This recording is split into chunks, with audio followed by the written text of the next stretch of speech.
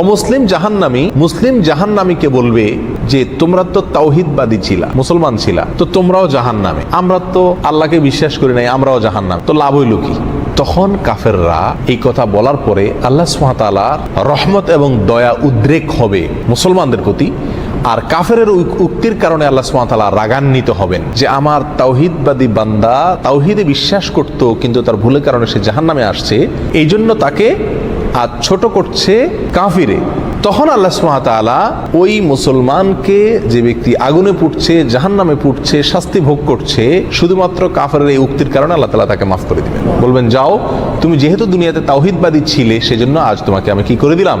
ক্ষমা করে দিলাম। ঠিক তখন রুবামা ইয়াওয়াদ্দুল্লাযীনা কাফারু লাউ কানু মুসলিমিন, কাফেররা সেদিন আক্ষেপ করে বলবে, হায়, যদি তারা মুসলমান হতো তাহলে তারাও এখন সাধারণ ক্ষমার আওতায় পড়ে বের হয়ে যেতে পারত। এই আয়াত আমাদেরকে বোঝাচ্ছে যে মুসলিম যদি অন্যায় করে, অপরাধ করে, যার জন্য সে জাহান্নামে যায়, আল্লাহ সুবহানাহু ওয়া তাআলা চাইলে যেই কোনো সময় তাকে কি করবেন? ক্ষমা করে জান্নাতে প্রবেশ করাবেন। অতএব জাহান্নামে গেলে সে চিরকাল জাহান্নামে থাকবে, এই উক্তি মোটেও কি নয়, সঠিক নয়।